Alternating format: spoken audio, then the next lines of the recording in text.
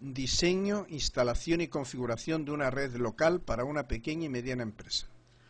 Diseño previo.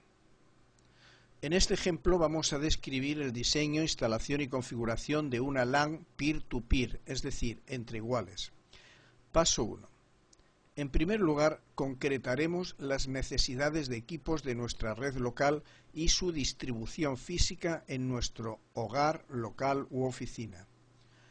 Sin perjuicio de posibles ampliaciones futuras, las necesidades mínimas actuales de nuestra red local son las siguientes. Despacho 1. Línea de conexión a Internet. Ordenador de diseño PC1. Ordenador de ofimática PC2. Impresora láser de red.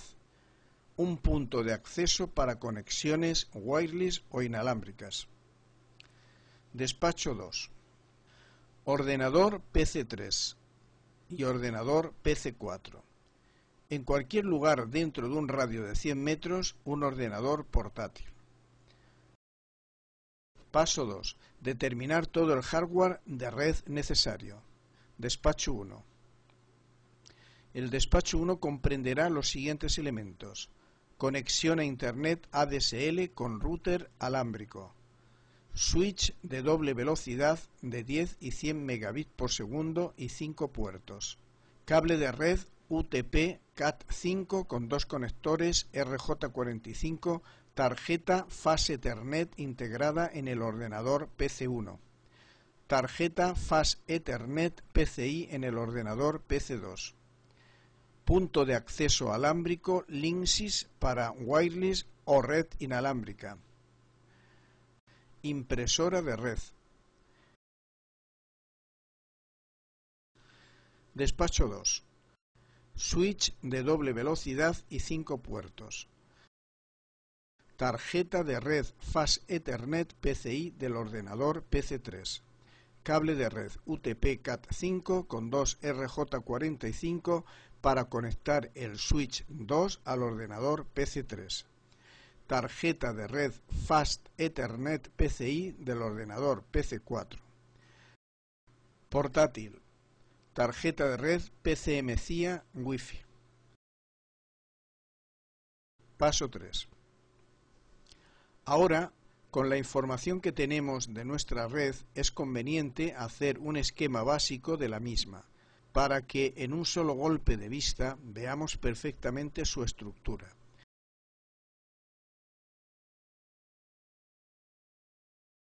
Paso 4. Ahora, para acabar con la fase de diseño, es conveniente situar sobre el plano real del local u oficina los equipos y demás componentes de nuestra red. Lo ideal es que este diseño se haga sobre un plano de planta a escala, lo que nos permitirá hacer medidas de distancias para poder calcular la longitud de los cables. Si tiene alguna aplicación que le permita hacer planos en perspectiva, sería lo ideal, pues nos daría una imagen casi fotorrealística de la red que queremos montar. Paso 5. Ahora instalamos en sus correspondientes puertos los adaptadores de red o tarjetas de red. En estas imágenes estamos viendo cómo se instala una tarjeta de red Fast Ethernet en su zócalo PCI. La tarjeta de red PCMCIA del portátil no tiene ningún misterio. Paso 6. Una vez que ya conocemos las distancias a que se encuentran nuestros equipos, es el momento de proceder a preparar los cables de red, tal y como ya explicamos en su capítulo específico de cómo hacer los cables. Una vez los cables cortados a medida y con sus correspondientes conectores RJ45 en sus extremos, procederemos a conectarlos según el esquema por bloques que ya hemos establecido en el paso 3. Ya hemos explicado anteriormente que en nuestra red local los cables que utilizamos son cables trenzados UTP Cat5 directos, es decir, no cruzados. Veamos a continuación la diferencia entre cables normales o directos y cables de red cruzados. Cable UTP Straight Through o cable UTP directo. En este tipo de cables, el terminal RJ45 del extremo A coincide exactamente con el RJ45 del extremo B del cable. Como vemos, en cada terminal RJ45 tenemos 8 pistas o pines numeradas de la 1 hasta la 8. Los 8 cables se ordenan según el código de colores que ya vimos y que estamos viendo. Pues bien, en este tipo de cable UTP directo vemos que las puntas de cada cable se conectan al mismo pin tanto del terminal A como del terminal B. Es decir, la punta del cable blanco-naranja del terminal A se conecta al pin 1 del terminal A y la otra punta del mismo cable se conecta al pin 1 del terminal B. Y así con todos los cables. La imagen lo explica mejor que las palabras. Cable UTP crossover o cable cruzado. En este cable el terminal A se conecta exactamente igual que en el caso anterior, pero el terminal B presenta las siguientes modificaciones en sus conexiones.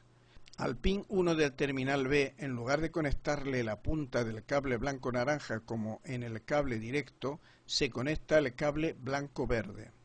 Al pin 2 del terminal B se conecta el cable verde que corresponde al pin 6 del terminal A. Al pin 3 del terminal B se conecta el cable blanco-naranja que corresponde al pin 1 del terminal A. Al pin 6 del terminal B se conecta el cable naranja que corresponde al pin 2 del terminal A. Los otros pines del terminal B, es decir, el 4, 5, 7 y 8, no sufren ninguna modificación, es decir, se conectan directamente, o sea, el 4 del terminal A con el 4 del terminal B, el 5 del terminal A con el 5 del terminal B, etc. Los cables cruzados se utilizan para conectar directamente dos ordenadores sin mediar hub alguno. También se utilizan para conectar un hub con otro hub o switch que no tenga puerto uplink. Como en nuestra red concreta que estamos describiendo no tenemos ninguno de estos casos, todos los cables de red serán directos.